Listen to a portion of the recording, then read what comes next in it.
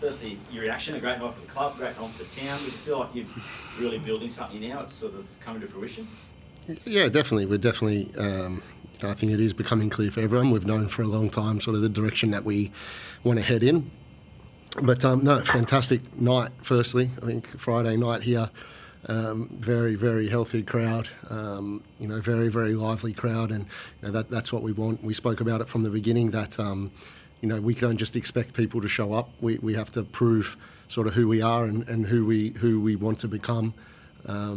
So we look extremely happy to see such a healthy crowd here for us at home. Had you even sort of taken your seat or composure when Lockie scored that goal? No, but again, that's that's the intent that this group has. We want to set that tone very, very early, and we want to do it a certain way. And being on the front foot, I think, sends a message, and that's again just a reward for being brave, really, because that's what it is. We were brave. Everyone wants to get on the ball. From the very first whistle, I think we turned it over, and then the intent to go win it back. And what a fantastic finish to top it off. On Lockie Bayliss, he's played as a 6, he's played as an 8, he's played as a 10, he's played I think as a 9 for the New Zealand Olympic team. Plays the right back for us too. Yeah, plays the right back for you. I mean, he just looked to have that confidence in him today. Did you say something to him to? No. Back himself or anything along those lines? No, I think he's most comfortable in that role. He has quite a bit of sort of freedom when we have the ball. He's very, very, we know how good he is on the ball. He gets into some fantastic positions, and look, he's had to be patient, and wait his time to a degree. And it's probably a little bit of a curse for him that he is able to do sort of different jobs. We don't have the biggest squad, so there's times that these boys have to do things that probably a little bit unnatural to them, and he's getting his rewards for his perseverance. He's getting his rewards, like a lot of them are, for the hard work that they put in every single day. I know you're ex-Socceroo captain, mate, but do you think he would look not out of place in an all-white squad? March potential. Yeah, absolutely. And it's a big year for all footballers, and the time to sort of show who you are is definitely now, because the World Cup's just around the corner, and like I said, the only way that he gets into that team is if he keeps working day to day, and then the reward for that work is a performance on the weekend, and that's all you can do as a footballer. I want them to be so ambitious, not only at club level but international football too. I was, as you said, very fortunate to experience that, and I want as many as my players to experience that as well. Even that first half, it was helter-skelter. It could have been 7-6 at half-time.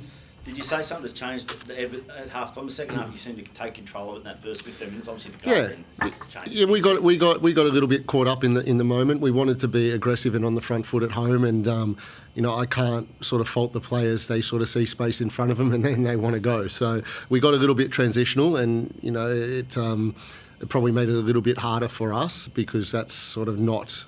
It's harder for us to go with a team when it just becomes a little bit like basketball. So it was something that we addressed at half-time. We wanted to make sure that we had a little bit more control defensively, which meant sort of allowing them the first pass, and then still to be aggressive from that area. But like I said, the boys solved those problems as well during the game. I think they came. We weren't really sure what they were going to do, because they've done a number of things over the last few weeks. So we just made sure that they were sort of aware of what we thought, but then they went and found solutions in the first half. I thought, their wingers were dropping quite deep, not really allowing us to get our fullbacks out. So, players started to flatten off and making sure that we got some joy on the other side. So they're decisions that the players are making within the framework of what we do. And that's 4 wins in a row.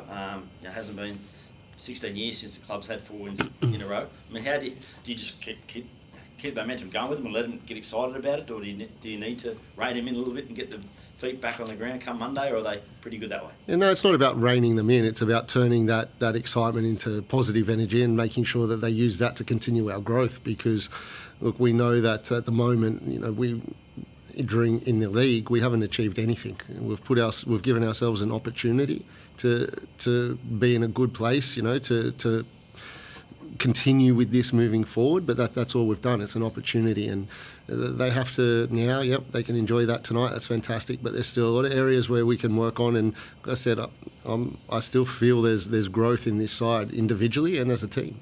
When the game was still on the line that first half, I mean, we're talking about the attack and scoring goals, but James Dallioff pulled off you could nearly say it was a quadruple save. It was certainly a triple save. Yeah, and just is he playing with the same confidence as the strikers now? Because he looks a different keeper. No, of course, and that's the competitive nature as well within the goalkeeping unit. All four of them have been training extremely well. We want that across the field, and that obviously includes the goalkeepers. They push each other. Young Alex, young Geordie, Noah. They're working so hard every day, and that's why Delhi gets those benefits. And whether it's him or someone else who steps in, we know what we're going to get from them, I think. But more impressive for me, I think, is sort of the whole team defensively now has a real good understanding of, defending is hard. To defend properly, it's very, very hard, and we have to work just as hard on when we don't have the ball as when we do. And I think you're starting to see that desperation now, where the boys they don't want to concede. From what I saw, I couldn't see any injury dramas. There's didn't appear to be. You're all good on that front. Yeah, at the moment I haven't seen any reports or anything yet. So, look, touch wood for us. It stays that way.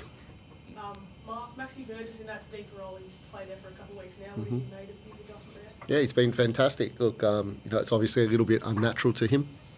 But with the attributes and qualities that he has, we knew that when we had to sort of replace Groz in that position, that he'd be more than comfortable. And I think you see the qualities that he brings as well away from the ball.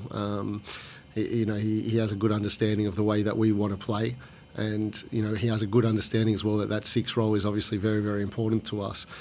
So look, it's like I said, it's a different role for him, but he takes it like he does with everything, and that's a positive attitude, and he just wants to help the team.